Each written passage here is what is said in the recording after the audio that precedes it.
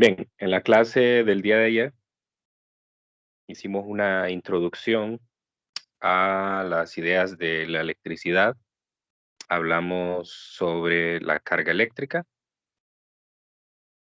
conocimos un poco sobre la estructura atómica, ¿verdad? Que da origen a las cargas eléctricas, que es precisamente donde podemos encontrar las primeras partículas cargadas, que son el protón y el electrón.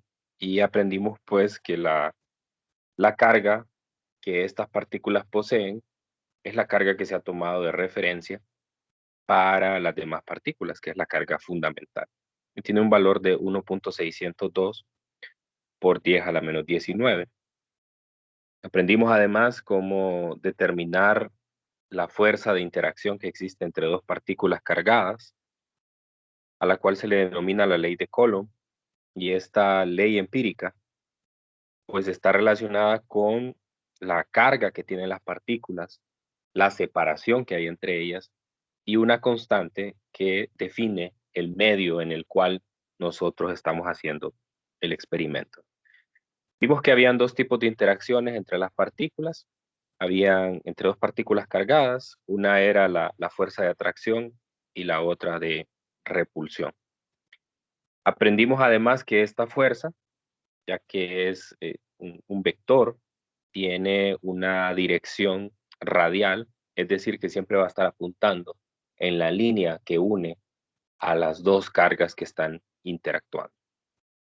Además, aprendimos a partir de la tercera ley de Newton que la fuerza que siente una carga debido a la interacción con otra es la misma que siente la otra carga debido a esta primera carga. Esto me lo dice la tercera ley de Newton. Entonces, realmente, en una pareja de cargas, no importa respecto a quién yo mida la fuerza, el valor en magnitud tiene que ser el mismo, lo único que va a cambiar es la dirección, ya que cada carga va a sentir un tirón hacia la otra. Entonces, en ese sentido, nos interesa calcular esas fuerzas resultantes que van a existir entre cargas. Entonces, hoy vamos a repasar un poco esas ideas, pero inicialmente vamos a realizar un ejercicio de cargas. Vamos a hacer un problema sencillo de cargas. Vamos a recordar algunos conceptos que aprendimos también en termodinámica. Primero vamos a hacer el problema 21.4 del libro de texto. En este problema son las partículas que componen a un anillo de oro. Como ustedes saben, un anillo es una muestra de un metal que tiene una gran cantidad de átomos. Y obviamente al tener una gran cantidad de átomos, todavía tengo una muchísima mayor cantidad de partículas cargadas, protones y electrones. Entonces me plantean, usted tiene un anillo de oro puro de 24 quilates con una masa de 17.7 gramos. Entonces me están dando la masa de la muestra de oro que tengo. El oro tiene una masa atómica de 197 gramos por mol. Es la razón de cuánta masa hay en una unidad de cantidad de materia, que es el mol, y un número atómico de 79. En estos problemas usualmente nos van a dar el número atómico, porque si ustedes recuerdan de la estructura atómica, el número atómico a mí me dice la cantidad de partículas cargadas que hay en un metal, en un átomo en general.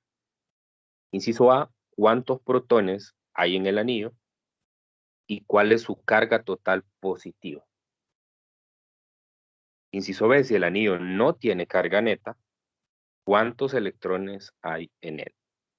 Lo primero que a nosotros nos va a interesar saber de este ejercicio es cuánto es la cantidad de átomos que hay en la muestra de oro que tengo de 17.7 gramos.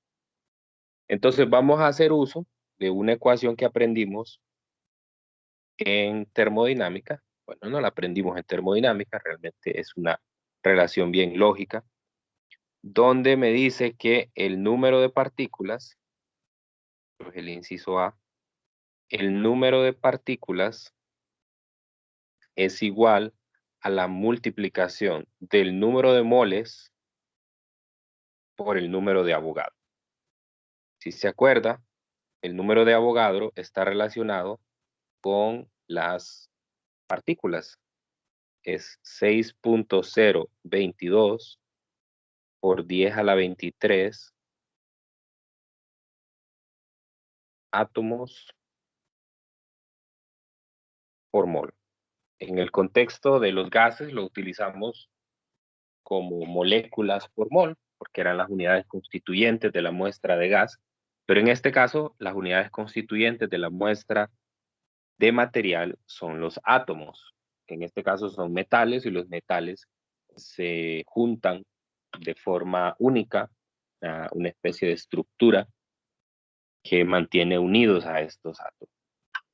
Muy bien, entonces si yo multiplico el número de moles, si yo multiplico el número de moles por el número de Avogadro, entonces lo que voy a obtener por simple análisis dimensional es el número de átomos que hay en la muestra. Si yo conozco el número de átomos, conozco el número atómico, entonces puedo determinar cuántos protones o cuántas partículas cargadas positivas hay en esa muestra. Muy bien, entonces, y el número de moles, N minúscula, se puede determinar como la masa total de la muestra dividido entre la masa molar de el oro, en este caso, por el número de Avogadro. Ok, entonces con eso ya puedo sustituir la masa total. Me dicen que es de Sí, 17, dígame. ahí no es N minúscula. N minúscula, ¿dónde? En la... Ah, no, olvídalo. Ya, siga. Ok. 17.7 gramos es la masa de la muestra y 197 gramos por mol. 197 gramos por mol es la masa molar del oro, ¿no? Todos esos datos ya nos los dan aquí en el enunciado. Aquí está la masa total, aquí está la masa molar. Y el número de Avogadro, pues que ya conocemos que es 6.022 por 10 a la 23 átomos por mol. Entonces ahí en el análisis dimensional yo puedo reconocer que se me van a cancelar gramos, se me van a cancelar moles y esto solo me va a quedar átomos.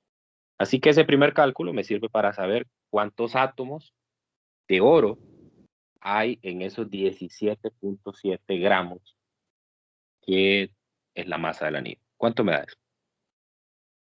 ¿Cuánto da? 5.4106 por 10 a la 22. Gracias. 5.21 por 10 a la 22 átomos. 41. 41. No, 41, gracias. 41. Muy bien. Entonces, bueno, eso no es lo que me pide. Pero esa es la forma de saber si en un átomo de oro, yo voy a tener el número atómico de protones. O sea, es decir, el número atómico, que es el que está aquí, ese se denomina Z normalmente en la química. Ese número es el conteo, porque ese es el que caracteriza a cada uno de los átomos. Cada átomo tiene un diferente número de protones en su núcleo. Obviamente, un diferente número de electrones, porque al ser una partícula neutra, entonces va a tener el mismo número de protones que electrones.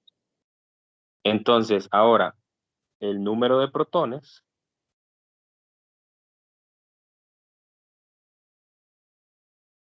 va a ser el número atómico, que son 79. 79, esto es una razón, 79 protones hay en cada átomo. Y si usted lo multiplica por el 5.41 por 10 a la 22 átomos, entonces lo que va a obtener es el número de protones.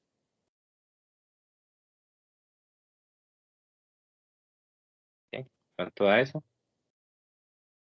4.27 por 10 a la 24. Gracias. 4.27 por 10 a la 24 protones. Y eso es lo que nos piden en el inciso A. Piden cuántos protones hay en el anillo, ¿Listo? cuál es su carga. Dígame. Entonces, si vaya, nos pidieran cuántos electrones hay, igual podemos usar el número atómico. Sí, sí, sí. De hecho, ese es el inciso B. Dice, si el anillo no tiene carga neta, ¿cuántos electrones hay en él? Ahora, siempre y cuando sea el átomo neutro, entonces usted puede decir el número de protones es igual que el número de electrones. Entonces, en este caso, lo está diciendo el enunciado. Pero podría ser que sea un ion, o sea, una partícula que ha ganado o perdido carga eléctrica. Entonces, en esos casos, hay un desbalance entre el número de protones y electrones. Pero eso lo diría el problema, ¿no? Entonces, en este caso, si es neutro, es el mismo número. Muy bien. Ahora, la segunda pregunta que me hace, dígame. Disculpe que le interrumpa, pero tuve problemas y pude ingresar como a eso de las 9:10 aproximadamente. ¿Qué tanto han visto? Uy, llevamos como 10 problemas ya resueltos. Sí. Nada, solo estamos haciendo problemas. Apenas esto que vamos aquí. Apenas este es el primer problema. Ok. Bueno, me dice cuál es su carga total positiva. ¿Cómo puedo determinar la carga total positiva que tiene el anillo?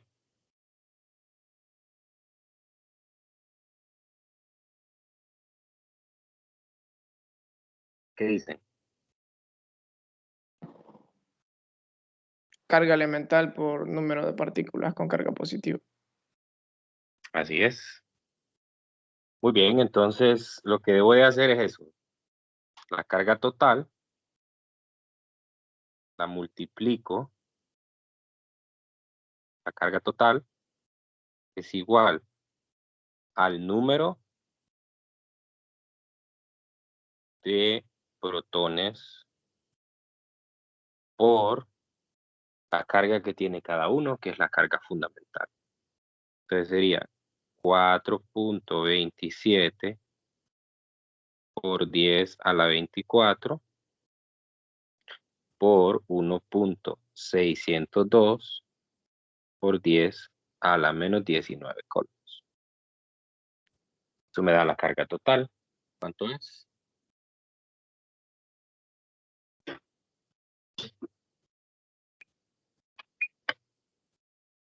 $684,054. 684,000. A ver, no, mejor póngamelo en notación científica. Sería 6.84 por 10 a la 5, ¿no? Sí. Por 10 a la 5 coulombs. Ahí está. Me da 6.84 por 10 a la 10. A la 10. A mí también, por 10 a la 10. Igual. Ujú. Ujú.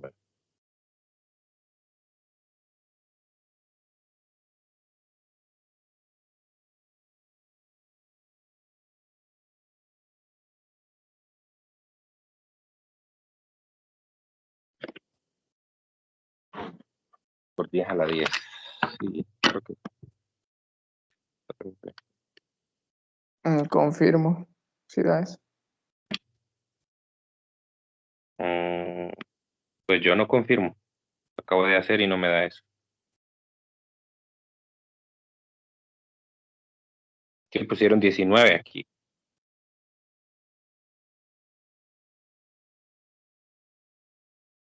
No pusieron 14. Yo puse 14. Sí.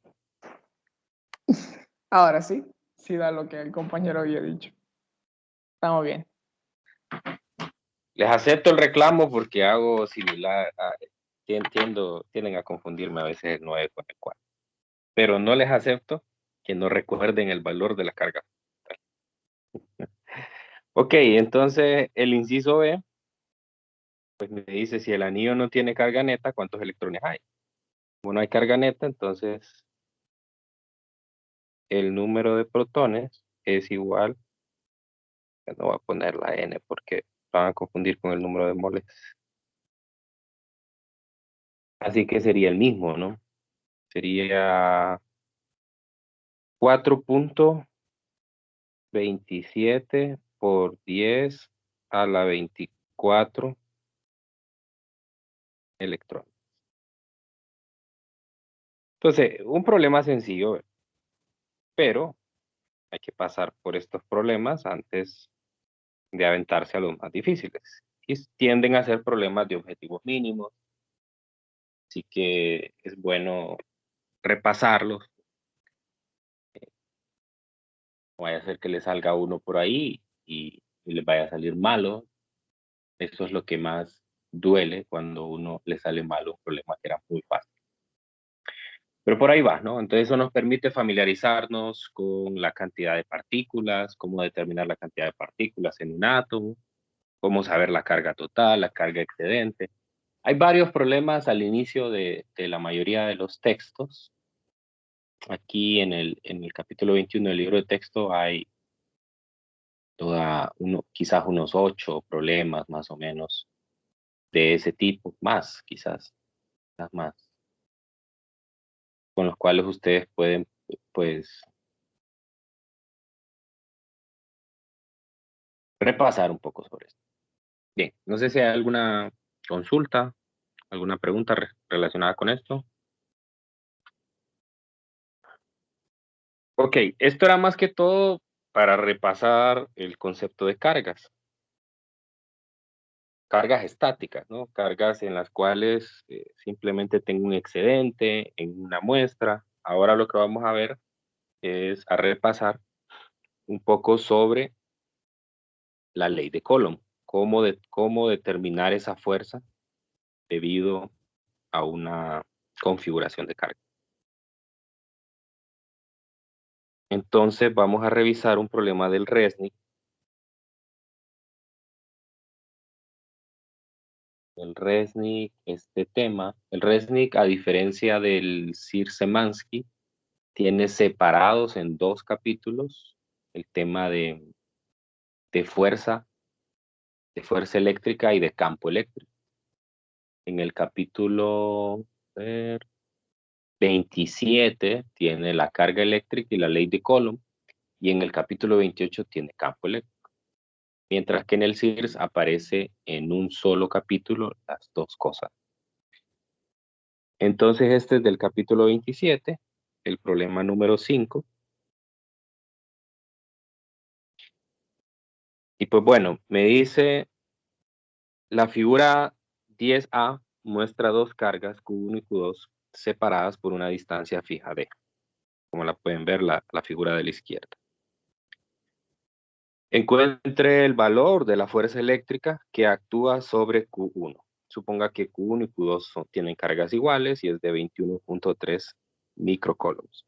Voy a aprovechar aquí para hacer eso. Es muy frecuente que en estos temas usemos los prefijos del sistema internacional. Entonces, cuando nos hablen de microcoulombs, esto es por 10 a la menos 6 coulombs. Y cuando nos hablen de nanocoulombs, esto es por 10 a la menos 9 coulombs, que son las más comunes. Pues en algunos puede aparecer milli, pero las partículas con las que trabajamos tienen una carga muy pequeña, así que tendemos a utilizar los prefijos del sistema interno. Y me dan la distancia de que es de 1.52 metros. Muy bien, entonces lo que quiero hacer es encontrar el valor de la fuerza eléctrica. En el inciso A, pues es muy fácil porque solo tengo dos partículas. Tengo dos partículas que están, inciso A, dos partículas que están a una distancia D entre ellas. Y pues nosotros lo que aprendimos es que la fuerza, en este caso voy a calcular la magnitud de la fuerza, era 1 sobre 4pi epsilon sub 0, la multiplicación de las cargas en valor absoluto entre la separación que hay. Muy bien, entonces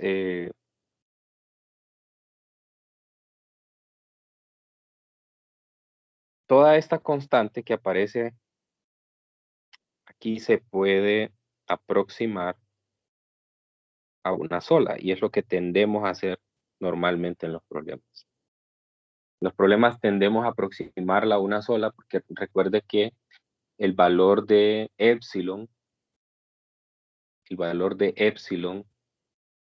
es de, dame que lo voy a escribir de forma precisa. El valor de epsilon es de 8.854 por 10 a la menos 12. Y cuando hago el cociente 1 sobre 4pi epsilon sub 0, pues esto me queda 8.988 por 10 a la 9 newtons metro cuadrado coulomb cuadrado. Entonces muchos autores tienden a redondear este número y decir 9 por 10 a la 9. 9 por 10 a la 9. Yo voy a preferir usar 8.98 por 10 a la 9 newtons por metro cuadrado coulomb cuadrado. Esa es toda la constante. Y luego la multiplicación de las cargas. Como me dice el problema, las cargas son iguales. Q1 es igual a Q2 y es de 21.3 microcoulomb. Entonces sería 21.3 por 10 a la menos 6, porque usa el prefijo micro, por 10 a la menos 6 coulombs al cuadrado, porque como tienen el mismo valor de carga, Q1 por Q2 es la carga al cuadrado, entre la separación D que existe entre ellas, que es de 1.52 metros. Y así de fácil. Lo único que necesito aquí es sustituir en la fórmula. En el inciso B, pues ya el cálculo va a ser un poco más extenso, pero en el inciso A, la cosa es sencilla. Así que lo que trata de ejemplificar este problema es cómo se complica ya cuando agrego una tercera carga. Bien, ¿cuánto da eso?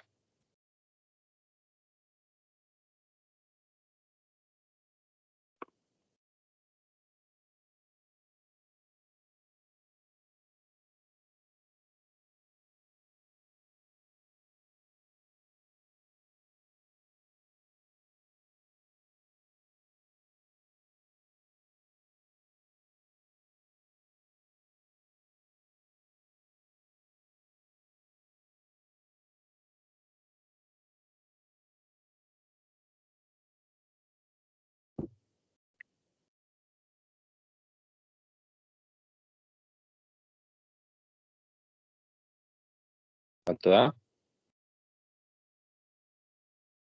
1.76 por 10 a la menos 5.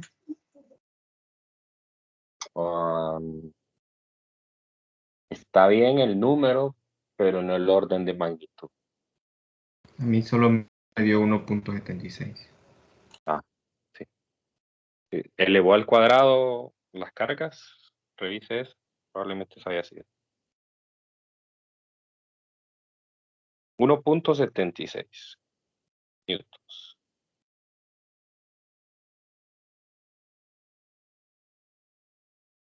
Entonces vea qué fácil es la situación cuando solo tengo dos cargas. Ahora voy a complicar las cosas y le voy a agregar una tercera carga a la derecha, que va a estar a una distancia de también de las cargas Q1 y Q2. De manera que si se fijan he formado un triángulo equilátero. Entonces, nos va a tocar lidiar con esto muchas veces. Las cargas normalmente van a formar eso, figuras geométricas conocidas, de manera que usted utilice conceptos que ya conoce para poder resolver los problemas. Lo primero que tengo que recordar es cuánto es el valor de los ángulos internos en el triángulo equilátero. 60. 60. 60. Entonces, ese es un dato que no lo dan de forma implícita en el problema, pero usted lo debe saber simplemente de observar la configuración de cargas. Por ejemplo, si de repente se forma un triángulo o un cuadrado, por ejemplo, saber que si es un cuadrado, pues todos los lados son iguales. Si se forman otros triángulos, saber reconocer esos ángulos. ¿Okay? Entonces, vamos a ver el inciso B. ¿Qué es lo que quiero? Lo que quiero es, me dicen que el valor de la tercera carga es el mismo valor que de la primera y la segunda, y se coloca como se muestra en la figura. Calcule la intensidad de la fuerza eléctrica sobre, aquí hay un error en la traducción, aquí se debería leer, calcule la intensidad de la fuerza eléctrica sobre Q1, así como se dice en el inciso A, sobre Q1. O sea, es decir, esta fuerza que yo encontré aquí, de forma precisa, debía escribirse de la siguiente manera, solamente que yo lo obvié, que es escribir la fuerza que ejerce la carga 2 sobre la carga 1. Realmente no importa, lo puedo hacer al contrario, puedo encontrar la fuerza que ejerce la carga 1 sobre la 2, me da lo mismo por la tercera ley de Newton. Ahora, cuando hay dos cargas, realmente no importa con respecto a qué carga lo encuentre, porque va a dar el mismo valor. Pero cuando hay más de dos cargas, ahí sí importa, porque no va a ser lo mismo la fuerza que siente la carga 1 a la que siente la carga 2 o a la que siente la carga 3. Entonces, bueno, de nuevo, ¿qué tengo? Voy a revisar aquí, en esta misma figura, voy a borrar esto. En esta misma figura voy a hacer el diagrama. Yo sé que todas las cargas son del mismo signo. Entonces, por lo tanto, lo que debo de hacer es situarme en la carga de referencia, que es la carga 1, y sobre esta dibujar los vectores de fuerza que van a ejercer cada una de las otras dos cargas, la carga Q2 y la carga Q3, tomando en cuenta si hay una atracción o una repulsión. Entonces, en este caso, como todas las cargas son iguales, entonces se repelen. Por lo tanto, la carga o la fuerza que va a ejercer la carga 1 sobre la carga 2 es una fuerza de repulsión. Recuerde que la fuerza siempre va en la misma dirección de la línea que une a las cargas. La siempre es radial. Así que esta va a ser la fuerza que ejerce la carga 2 sobre la 1. Por la referencia que fijamos el día de ayer, así lo denotamos. El segundo número identifica a la carga con la cual estoy interactuando, y el primer número identifica la carga con la cual estoy interactuando, y el segundo número identifica a la carga de referencia, en este caso la carga 1. Entonces F21 significa la fuerza de repulsión que ejerce la carga 2 sobre la 1. Lo mismo va a pasar con la carga 3. Va a haber una fuerza de repulsión y esa fuerza va a estar dirigida en la misma línea que une a las dos cargas. Entonces, solo hay dos posibilidades con la fuerza. O va hacia la otra carga, o va en la dirección contraria de la otra carga. Pues cuando va hacia la otra carga es de atracción, cuando va en la dirección contraria es repulsión. Entonces, esta fuerza sería F31. La fuerza de repulsión que ejerce la carga 3 sobre la 1. Entonces, en este punto, yo voy a definir un sistema de referencia, porque me interesa calcular cuál es la resultante sobre esa carga, que es la carga Q. Entonces, yo reconozco que aquí hay un ángulo de 60 grados, como habíamos indicado antes, y usando relaciones trigonométricas, este ángulo de acá es de 60 grados y este ángulo de acá es de 30 grados. Entonces voy a copiar todo eso y me lo voy a llevar para poder trabajar en detalle abajo. Eso es lo primero que uno debe de hacer. Ubicar la carga de referencia, dibujar los vectores, que existen sobre ella, ya sea vectores de fuerza, de atracción o de repulsión. Entonces, en este caso solo tengo dos. Así que yo ando buscando la fuerza total que ejercen las cargas sobre la carga U. Yo busco F total sobre Q1. Así que F total sobre Q1 es la sumatoria de la fuerza 21 más la fuerza 31. Y eso es una sumatoria vectorial. Ojo, no es una sumatoria escalar. Así que para sumar vectores, si ustedes recuerdan, lo que yo necesito es descomponer a esos vectores. Descomponer. Entonces, lo primero que hago es descomponer el vector F21 y F31 en sus componentes X y Y. Descomponer un vector implica que yo lo escribo en forma de componentes. F21 se puede escribir como la componente en X de F21 en la dirección de X más la componente de F21 en la dirección de Y. Entonces lo que debo de hacer para encontrar cada componente es, en el caso de la componente en X, será la magnitud de la fuerza F21 por el coseno del ángulo 21, así lo voy a llamar, F21. En la dirección de X, más la magnitud de F21 por el seno del ángulo 21 en Y. Voy a identificar cuál es ese ángulo 21. El ángulo 21 es el ángulo, siempre yo prefiero tomar siempre los ángulos medidos desde el cero, desde la referencia. ¿Por qué? Porque eso me permite a mí que yo siempre en las componentes en X ponga la magnitud de la fuerza por el coseno del ángulo. Si yo no uso esa referencia, puede que en algunos casos, depende cómo me quede el triángulo de las componentes, puede que en algunos casos me toque poner donde aparece el coseno, el seno, ¿no? Porque el triángulo aparece a la inversa de lo cotidiano. Entonces yo prefiero siempre, y es lo que recomiendo, que trabajemos con ángulos medidos desde cero. Entonces el θ 21 es el ángulo medido desde cero, entonces sería 90 grados.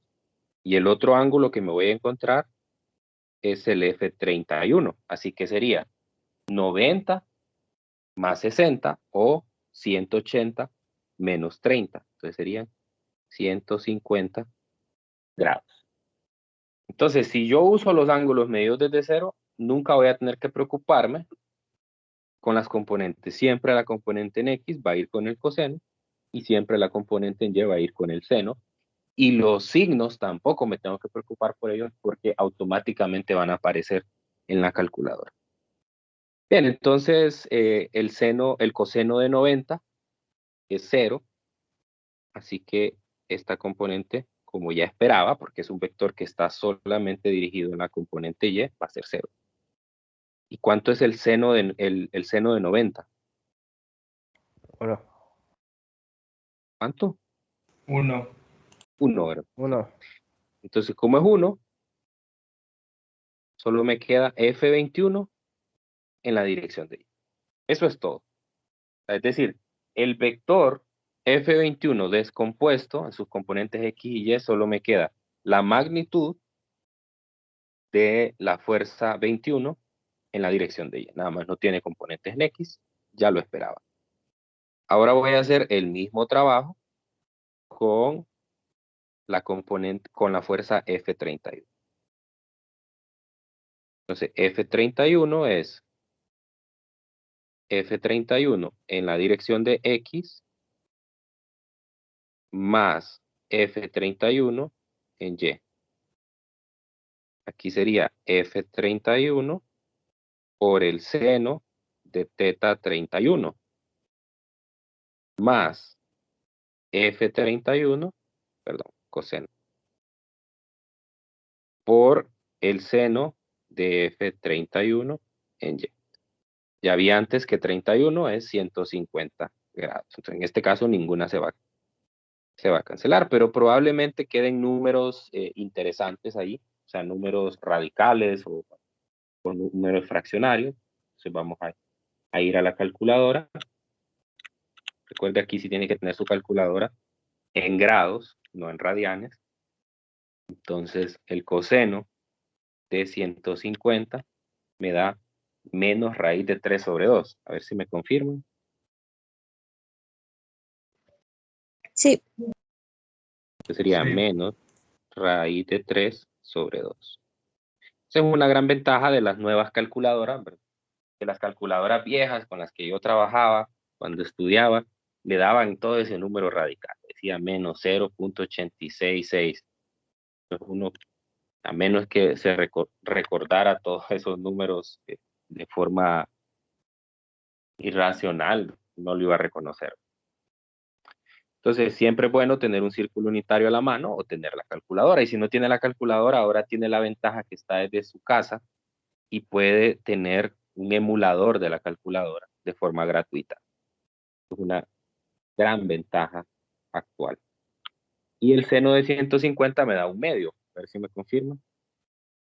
Sí.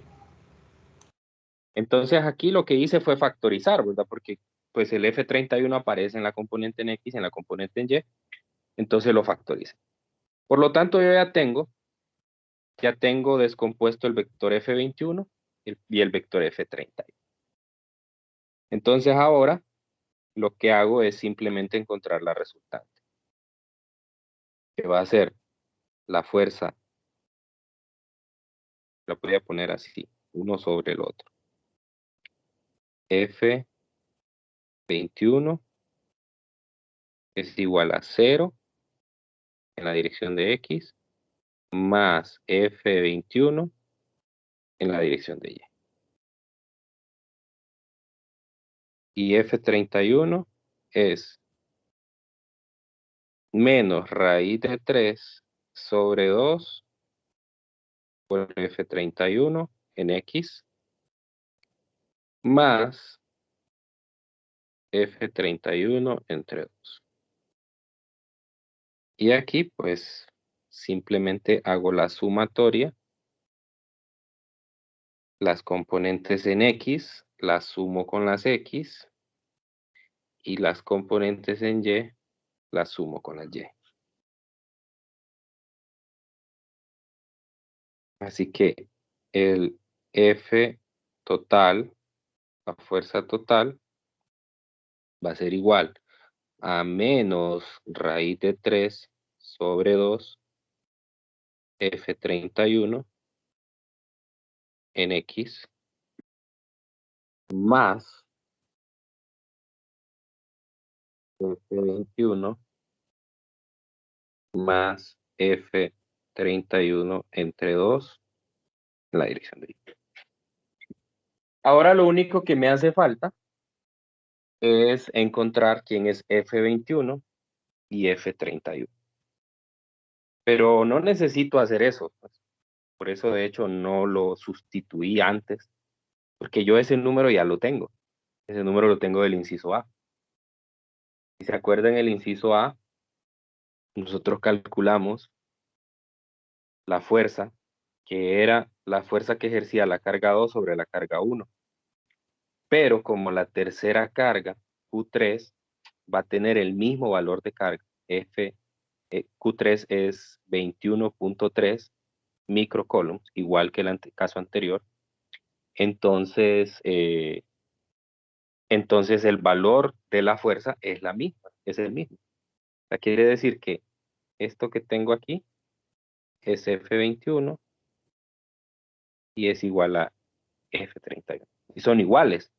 Entonces, por lo tanto, al ser iguales, yo puedo factorizar ahí en esa última ecuación.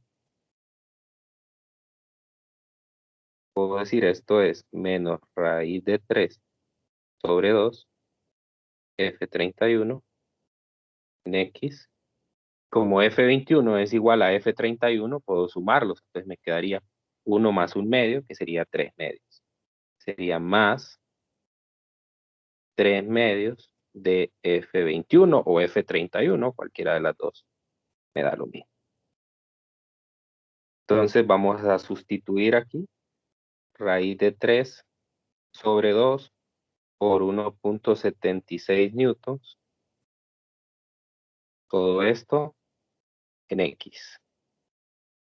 Más 3 medios de 1.76 en Y. Entonces ustedes me dicen cuánto da cada componente.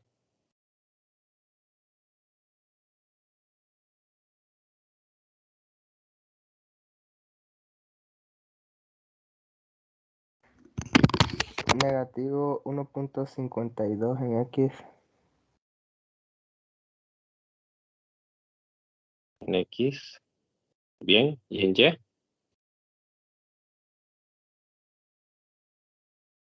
2.64.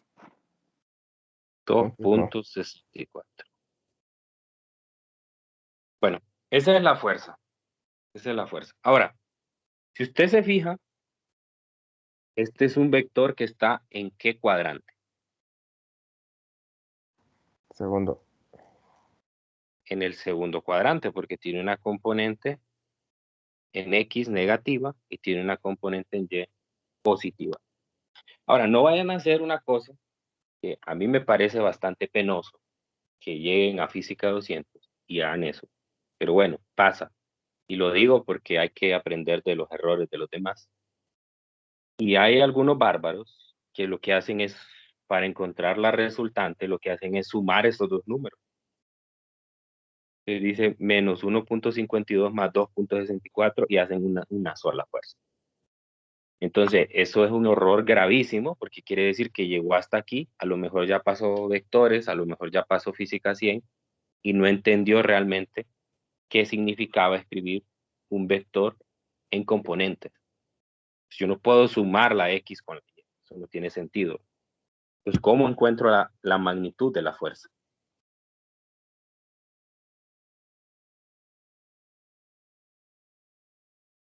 ¿Cómo lo encuentro? La raíz. Usando la raíz. La raíz. Y es menos 1.52 newtons al cuadrado más 2.64 newtons al cuadrado.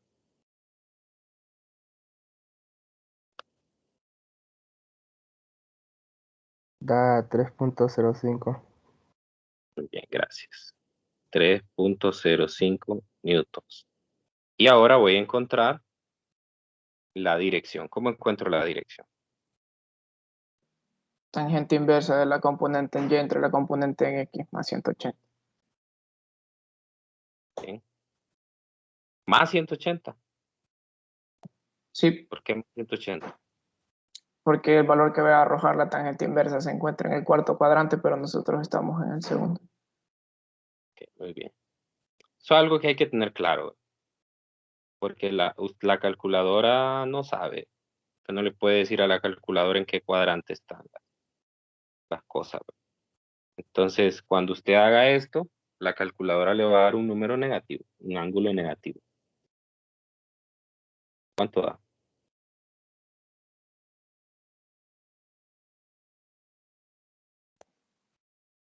Menos 60.07. Entonces da menos 60. Vamos a dejarlo así, menos 60. Ahora, ¿qué significa eso? Significa que, como yo reconozco, tengo que estar consciente de lo que estoy haciendo. No solo hacer cálculos por hacer cálculos. Yo encontré, cuando hice la sumatoria, encontré que más o menos esto queda pues, por aquí. Vamos a decir ahí. Esa es la fuerza. Entonces, ¿qué es lo que yo estoy encontrando? Lo que yo estoy encontrando es este número. Este de acá. 60. Entonces, quiere decir que el ángulo que yo estoy encontrando es un ángulo en el tercer cuadrante y yo no puedo decir menos 60 porque la referencia que estoy tomando es la referencia del 0, ¿no? Entonces eso quiere decir que sería 180 menos 60, por lo tanto el ángulo es 120 grados. Ese sería el ángulo que voy a reportar. O bien puede decir menos 60, así como aparece en la respuesta, pero diciendo que es un ángulo medido a partir de el eje negativo de las X. Ahí sí, está aclarando cuál es su referencia. Pero si en los cálculos anteriores tomó de referencia el 0, porque yo puse 90, 150, entonces pues su respuesta también tiene que ir en consonancia con eso. Bueno, entonces vea cómo se complica la cosa, solo con agregar una tercera carga. Y de eso se trata. De eso se trata y eso es lo que les comenté el día de ayer, que era el principio de superposición. Que si yo tengo más de dos cargas, entonces para poder encontrar la fuerza total o la fuerza resultante sobre una de las cargas, lo que debo de hacer es separar el problema en parejas. Entonces voy a aparear, así como veo aquí, la carga 1 con la carga 2, la carga 1 con la carga 3, y lo primero que debo de hacer es este diagrama. Me voy a situar en la carga de referencia, que es la carga 1 en este caso. Bien puedo hacer el cálculo sobre la carga 3 y bien puedo hacer el cálculo sobre la carga 2. O sea que yo con un problema tengo para darme gusto porque puedo hacer muchísimos cálculos. Puedo incluso cambiar las distancias, que no sean iguales. Eso va a complicar un poco más el problema porque voy a tener que hacer el cálculo de F13 y F12 porque ya no, perdón, F21 y F31, porque ya no van a ser iguales las magnitudes. Entonces eso es lo primero que debe hacer, dibujar los vectores, ya sea de atracción o repulsión, debido a las otras cargas, y luego hacer el proceso de descomposición. Hay muchos que no hacen esto. O sea, es bastante obvio porque son fuerzas, pero hay muchos en el examen, incluso ya en el examen, después de muchas clases, que no lo hacen. Simplemente lo que hacen es agarrar esta fórmula, sustituirla y ya estuvo. O sumarlas, no sé, hacen cosas que son inventadas. Entonces, siempre que le pidan a usted calcular una fuerza resultante sobre una carga debido a más de una, tiene que pasar por todo este proceso. Hacer la descomposición, de las fuerzas, por eso traté de hacerlo con lujo de detalles en esta solución, para que usted lo tome de referencia. La suma de las fuerzas, descompongo la primera, en este caso casualmente la F21 me queda solo en Y, pero puede quedar en X y en Y también, no necesariamente. Pues hago la descomposición del la segunda fuerza, después la sumo, ¿verdad? Hacemos la suma como que estuviéramos en la escuela, porque esa es una manera de no perderse. No vaya a sumar X con Y o Y con X. No, tiene que sumar las X con las X. Después llega una expresión final y finalmente sustituye las fuerzas. Si no fueran iguales, entonces le tocaría hacer el cálculo de F21 y F31 y luego meterlo. Y esta fuerza es la fuerza en forma de componente. Esa no es la magnitud. La magnitud se obtiene usando el teorema de Pitágoras. Y luego la dirección hay que tener claro dónde está el vector que estamos encontrando. Muy bien. ¿Alguna pregunta con esto? ¿Quedó claro? Por mí está claro. Al momento de decir que unas se atraen y otras se alejan entre sí, entonces lo único que cambiaría sería el vector al momento de plantear el problema. Sí, sí, sí. Por ejemplo, si yo le cambio el signo a Q2 y a Q3, entonces lo que va a pasar es que la F21 se va a invertir. Ahora va a ir hacia abajo. La F31 se va a invertir. Ahora va a ir en la dirección de la carga 3. Porque ya no serían fuerzas de repulsión, sino que sería de atracción. Entonces yo siempre digo esto, para que uno no se pierda. Si la carga 1 y la carga 2 son de signo igual, imagínese que usted es la carga 1, ¿qué es lo que va a sentir? Va a sentir un empujón que lo va a alejar de la carga, o sea, lo va a mover hacia arriba. Mientras que si hubiera una atracción, lo que va a sentir es un tirón que lo va a llevar hacia la carga. Entonces, solo hay esas dos posibilidades. La fuerza siempre va en la dirección, porque es radial, siempre va en la dirección de la línea que une a las cargas, y solo puede ir hacia la carga o alejándose de la carga. Solo ahí. Pero nunca, por ejemplo, nunca va a tener usted un vector de fuerza, digamos, que quede así. Y que este sea F32, por ejemplo. Y que la línea que los une, si usted hace una proyección, la línea que los une viene aquí. Eso no, ¿verdad? Porque eso contradice a la ley de Coulomb, que la ley de Coulomb dice que la fuerza es radial, o sea, en la línea que une a las cargas. Entonces eso no pasaría. Y otra cosa que es importante mencionar, no me lo han preguntado, pero es importante. Desde el momento que uno define esas fuerzas, uno ya define la dirección del vector. Uno ya dice que hay repulsión. Uno ya dice que hay repulsión. Entonces, aquí todas las cargas son positivas, no habría ningún problema. Pero, ¿qué pasaría si una de las cargas fuera negativa? Puede que alguno se equivoque aquí a la hora de sustituir las cargas. Entonces diga, bueno, si yo lo que tengo es, tal vez en ese ejemplo hipotético que estoy planteando, las cargas no son iguales, entonces dice, una es positiva y la otra es negativa. Y entonces dice, bueno, más por menos me da menos, y dice, la respuesta de la magnitud es negativa. Y entonces viene y lo trae aquí, en el paso final, donde sustituye, y en lugar de ponerle 1.76, le pone menos 1.76, lo que va a hacer es que va a encontrar el vector opuesto, y va a encontrar que la fuerza va en la dirección no del segundo cuadrante, sino que del cuarto cuadrante, y eso sería un error. Entonces, por eso, en la fórmula, siempre ponemos la barra de valor absoluto. Las barras de valor absoluto implican que no tiene que poner los signos, porque los signos van cuando usted dibuja los vectores. Ya van implícitos ahí. ¿Estamos? Sí. Sí. Muy bien. Entonces, no sé si hay otra pregunta. No, ya vamos cerrando.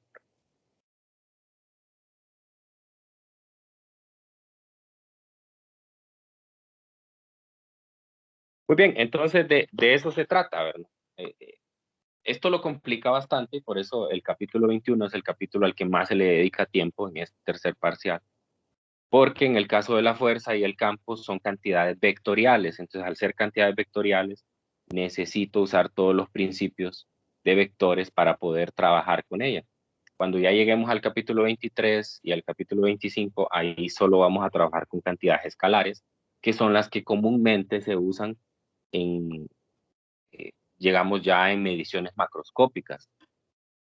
Pero esas unidades macroscópicas que uno obtiene en un circuito, corriente, resistencia, potencia, voltaje, todas esas vienen a partir de estos principios. Entonces es necesario aprender sobre estas cantidades antes de pasar a definir las cantidades macroscópicas que son escalares y no vectores.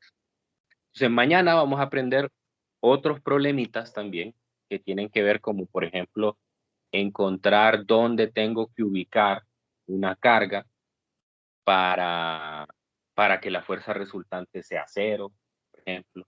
Entonces ya son problemas similares a estos, nada más, solamente que tratan de explorar otras posibilidades de dónde ubicar las cargas o cómo repartirlas ahí en el espacio.